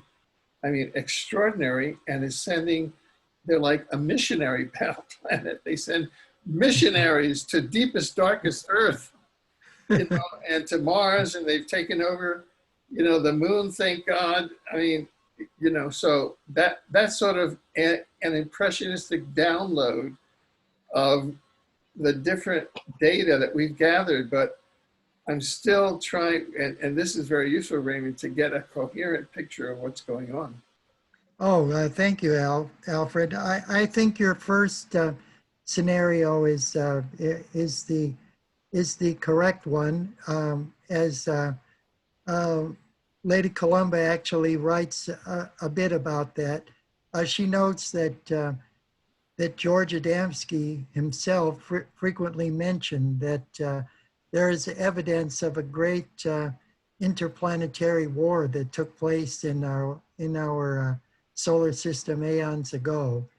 You can look at the devastation on the moon and Mars and other planets to verify that, and it all had to do with one planet that existed between Mars and Jupiter called Maldek, and they attained a high level of civilization equivalent to where we are technologically today, maybe a little more advanced.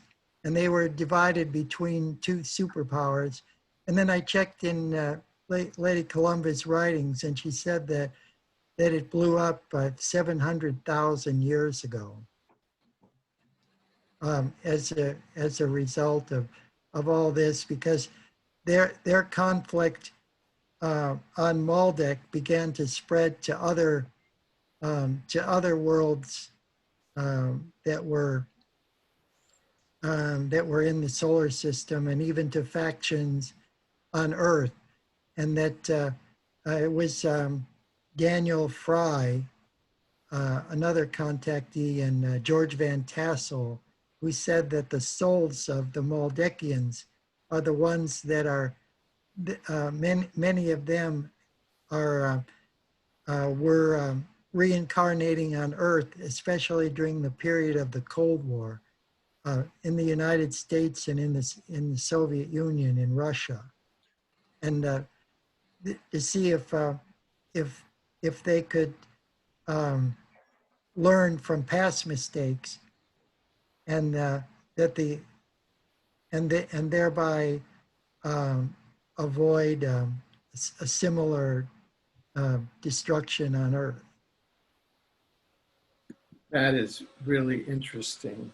Can you tell me, I'm kind of interested, because, you know, I kind of was chiming in here. Raymond's got information. I know his stuff, so it's always something new just to me. Well, and I was kind of, I wanted to, you know, he does the really wonderful research information, but I wanted to poke into his spiritual, social understanding and his metaphysical analysis in this lecture in this talk a little bit today. But how were the Venusians involved in this war?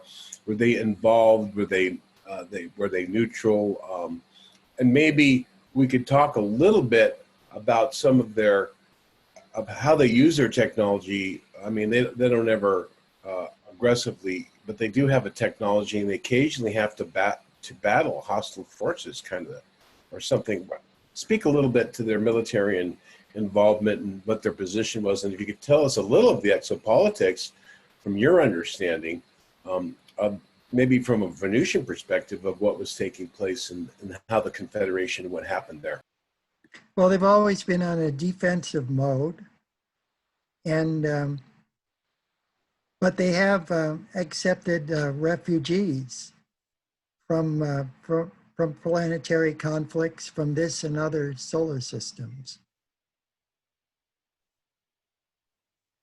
So they're never directly involved in the battle on Tiamat. I mean, were they sending emissaries? They know what's going on. They're trying to calm the tide, and it just, you know, escalated, and the people with the button actually pushed them, right? From what I understand, that Tiamat was a moon of Maldek, which was a type of super Earth, and that the planet Mars is was actually Tiamat once upon a time. Okay, so Maldek was exploded and Tiamat became Mars. Interesting. Tiamat was blown out of orbit and became the planet Mars. What do you, that's pretty cool, huh, Raymond? Or Alfred, what do you think? Sure, that fits. And um, uh, we interviewed the person who was the scribe to the readings of the Law of One, who and the Law of One stated, as did Lady Columba, that the war that blew up Maldek happened 700,000 years ago, and also stated that as a result, there were 2 billion human souls incarnating on Maldek who got caught in the astral for about, they said they said 100,000 years they were in the astral, kind of really confused.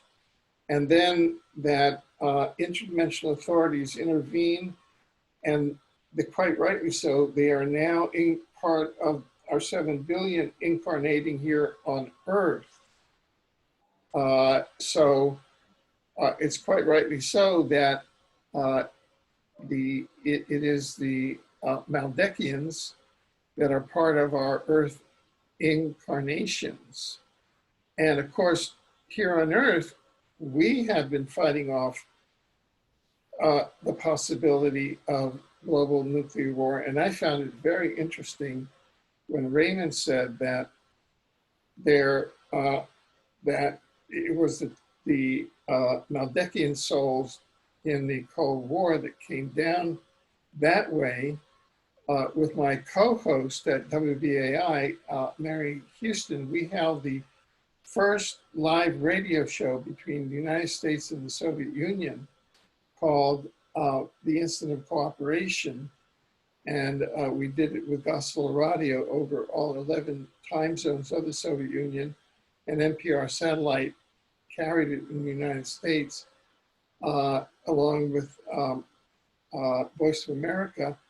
And after that, we were invited to meet Gorbachev. So that was all part of the perestroika, glasnost, and that's when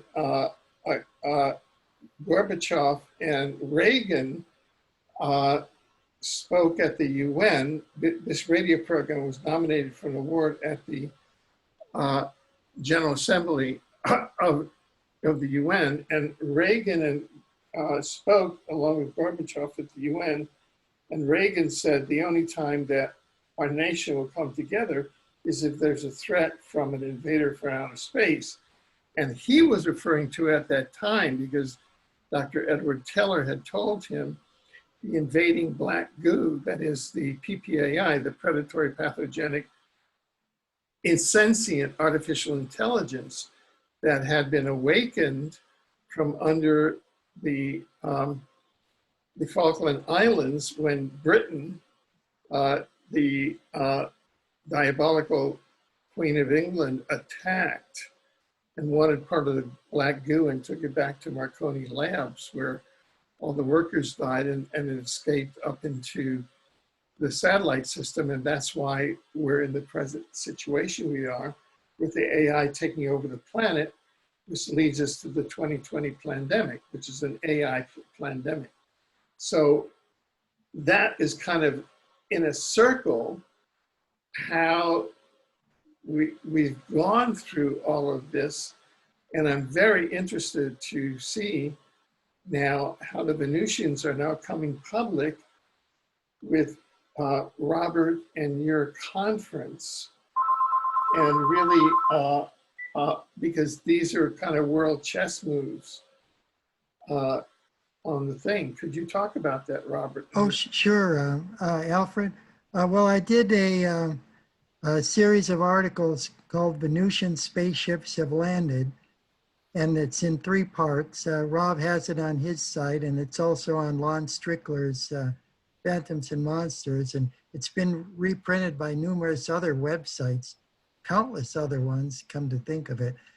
But in there, there's one particular sighting, an encounter, a close encounter of the 3rd kind that was investigated by Kenneth Arnold and his wife, Doris, before any UFO groups could be organized. that was on the Pacific coast. It was up in Washington State I think it was like 1948, where this lumberjack encountered these Venusians along the shore. There was this bubble-shaped craft, a large sphere that landed there on the beach.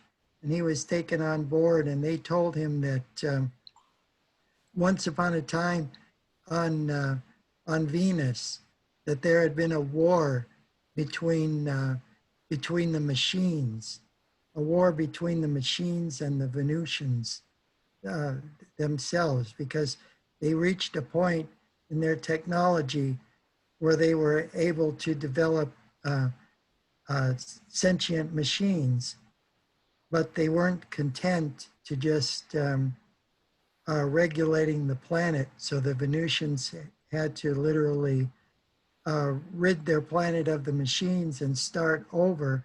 So they turned to a more natural type of technology, something that we might refer to more as magic, instead of you know. Material technology, but cause you're talking about it. It's actually AI, right? Right. Mm-hmm. The Terminator is real. He will not stop. He will not. And so, I mean, they had to fight block by block and from in all the cities and everything, and even underground, and to get rid of these machines, these deadly machines. And it seems like the Earth is starting to go into that very cycle. Wouldn't you say, Raymond and Robert? I would say so. It's not the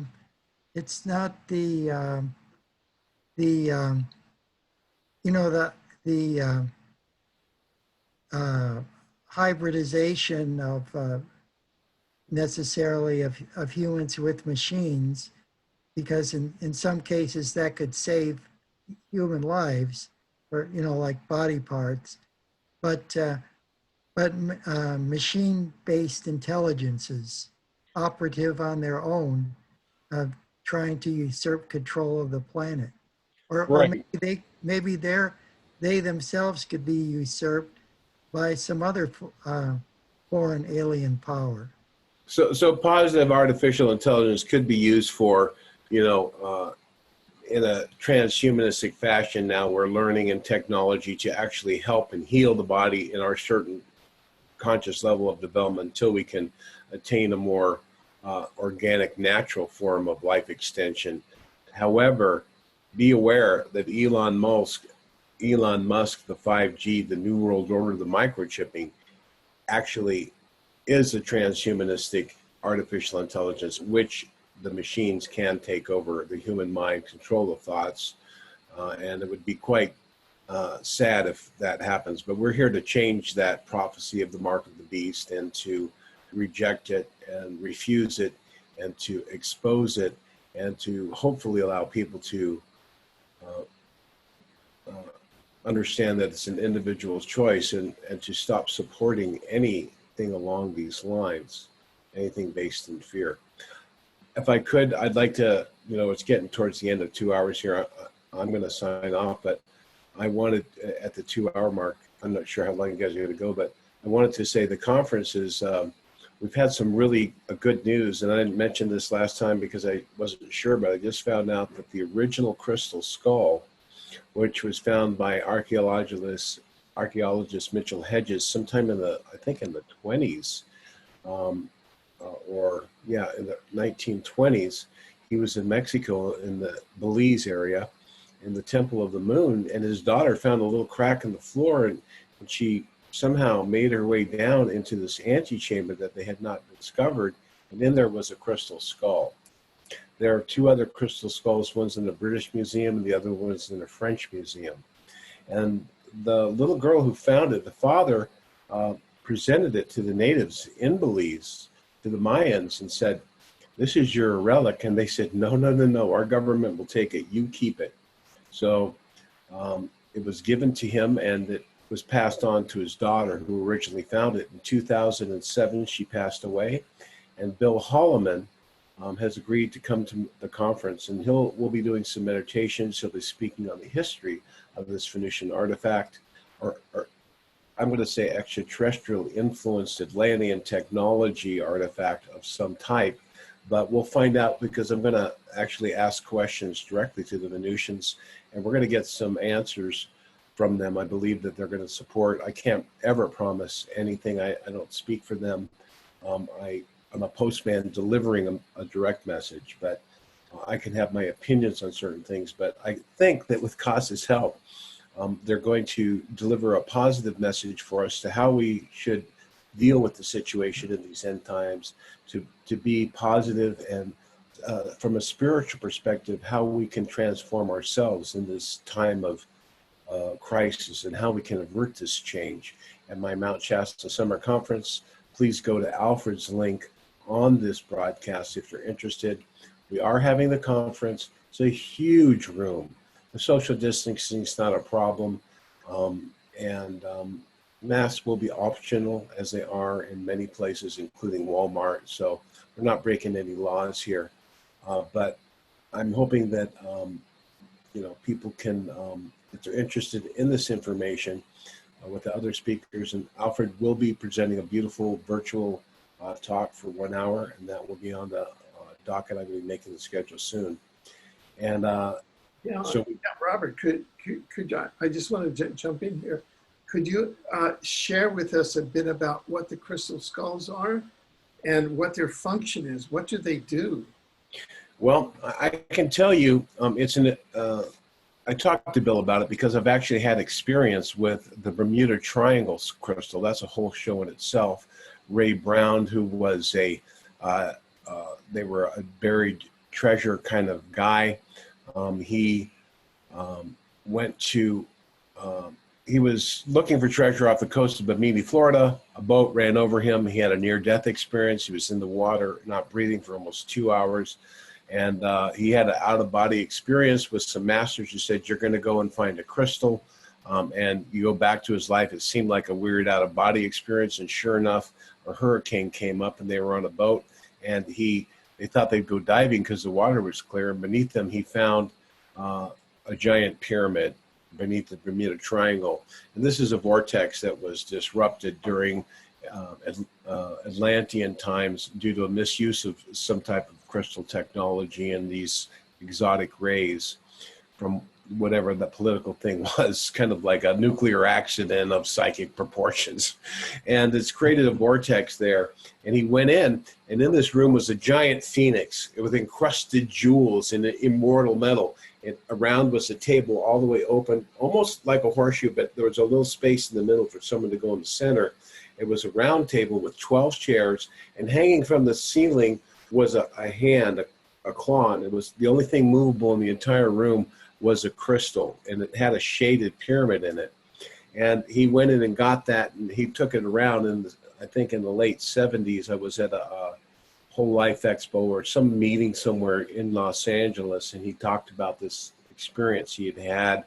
And when he bought it, he says some people have a reaction to it. You know, if you have a physical reaction, you may have been in Atlantis.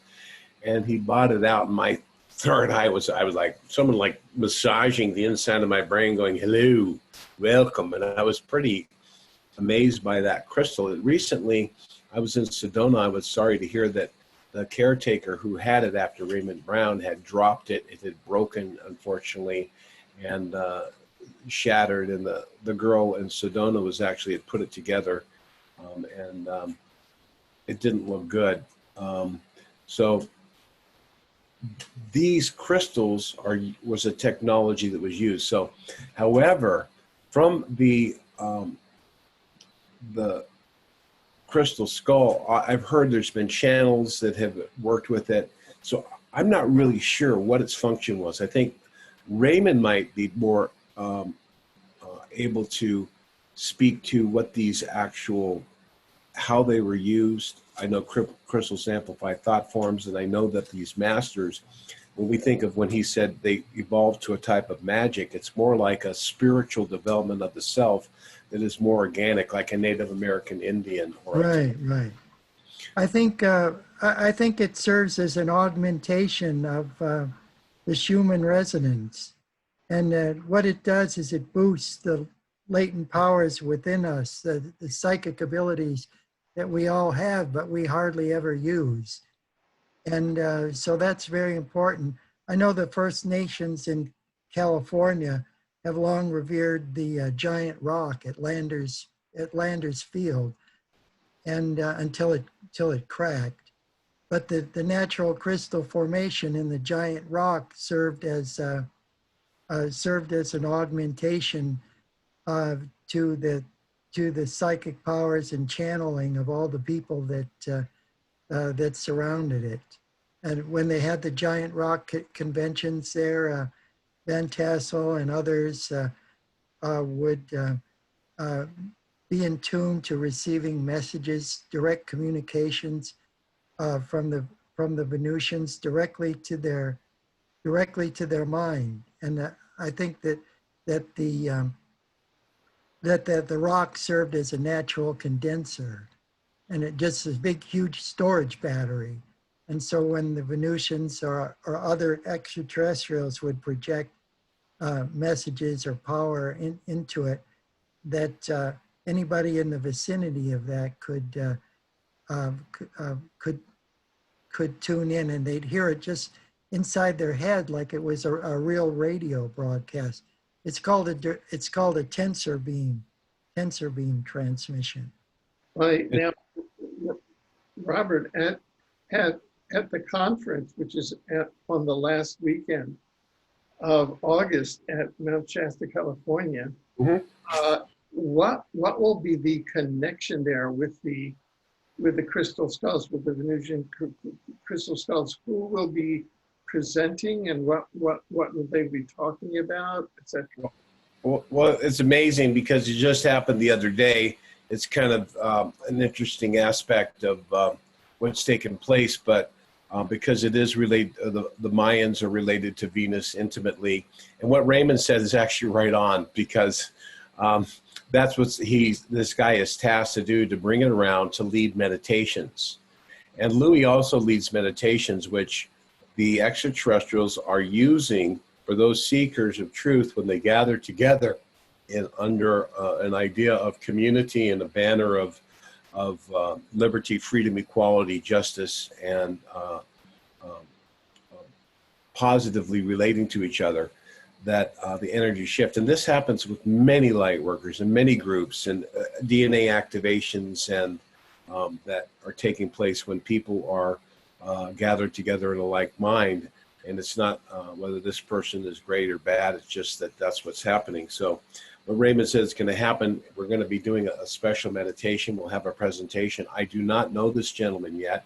He's coming up here, and check this out. The first nation elders of the Hopi, Navajo, and many other tribes in the United States are meeting in a secret conclave. It's not open to the public. It's not publicized at all. This is amongst themselves. And this gentleman who's holding the crystal skull, which was offered back to the natives in Belize originally, has been invited to share this. So Raymond is correct. The First Nations do venerate this. I don't even think I told him this, but we may have some Hopi and these elders. I've invited them to present, and I don't know if they're going to at all, or I've invited them to also come as my guests for some of them. But we will have a presentation of the skull, and we'll learn about this, and we can talk about it. We may get some answers from the Venusians that I'll be able to release directly at the conference, as well as messages from Louis' contacts in South America. He's going to do a presentation PowerPoint. He will not be there in person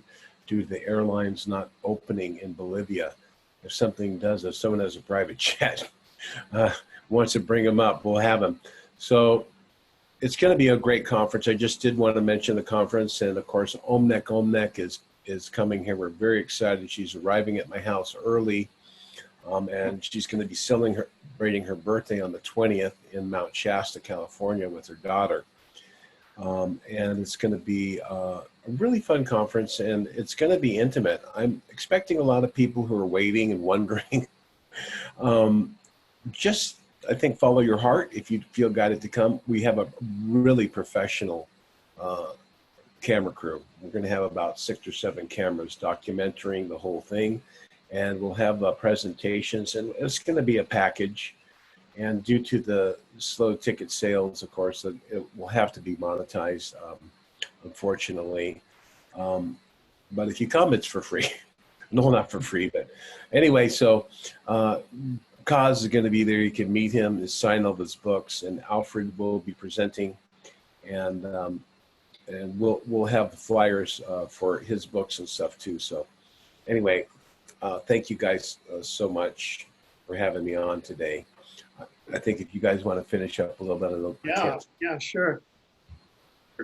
Raymond, do you want to just make some final words for? Oh yes.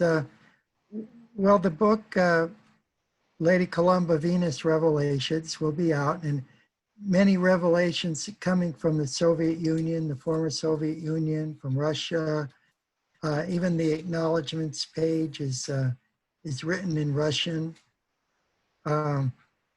There's a friend of Lady Columba, a Russian cosmonaut, and they have many adventures that are in the book, and so you won't want to miss that. Also, that quote by President Reagan during the meeting with Gorbachev, that's in the book as well.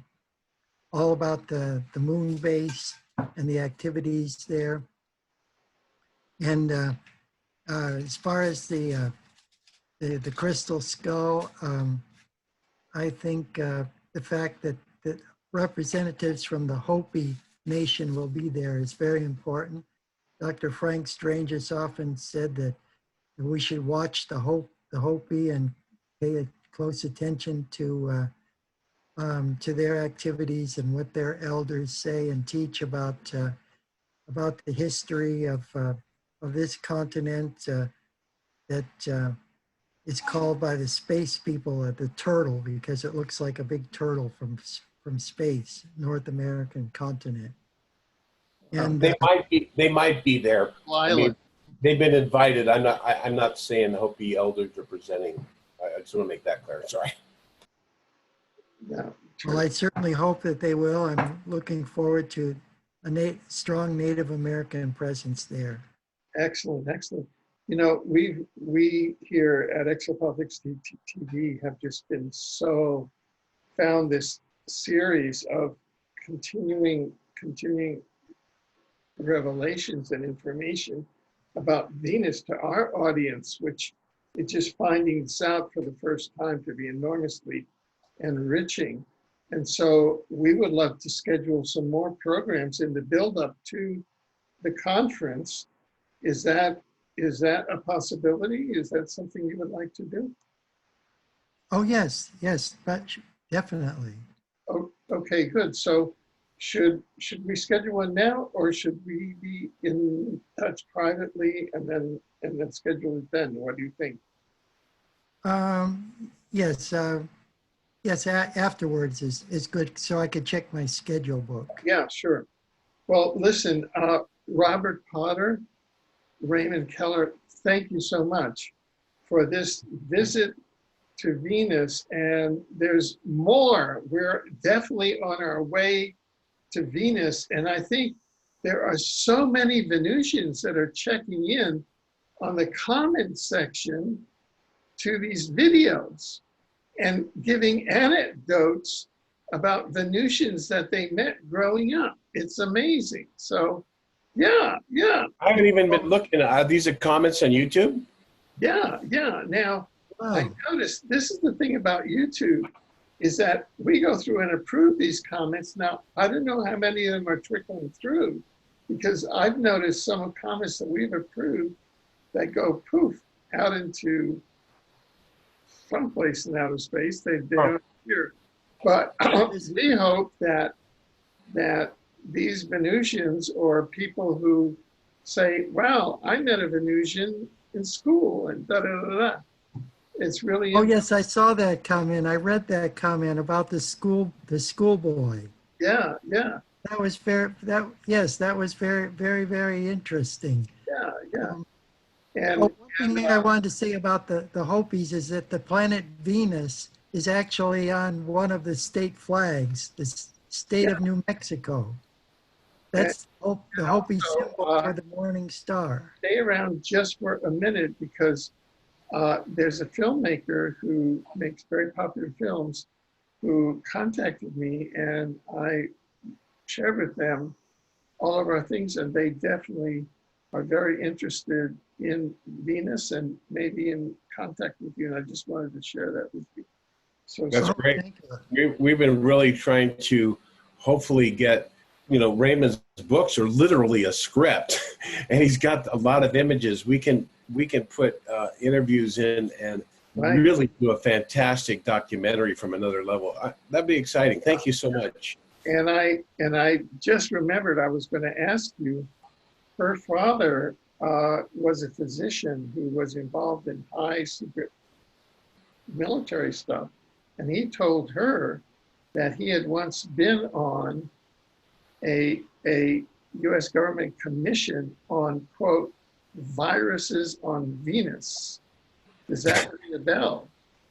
Oh yes. In my book, the Final Countdown: Rockets to Venus, I discussed that very issue beginning in 1940 when scientific journals were publishing articles about the solar wind and the cometary tail that follows Venus of particles that are ionized and pushed at 5 million kilometers past the planet by the solar wind, but some of them make it to the Earth. And there was a respected scientist in the United Kingdom who suspected that some contagions from the Venusian atmosphere, from life forms in the Venusian atmosphere, were making it into the Earth and may have been the cause of some, inadvertently the cause of some pandemics. Raymond knows it all. Boom. 1940. It's in the book. But from what we're discovering about Pandemic 2020, we might have to reframe that. That might be Oh yes. an exopolitical disinformation war against the Venusians by the deep state Earthlings. I mean, I don't know. Well, let me correct that. It's actually a nasty influenza virus that's created for featured by the deep state. Yeah. And the negative real thing that happened in Wuhan was related to 5G. So there's a clandestine cover-up that's been revealed.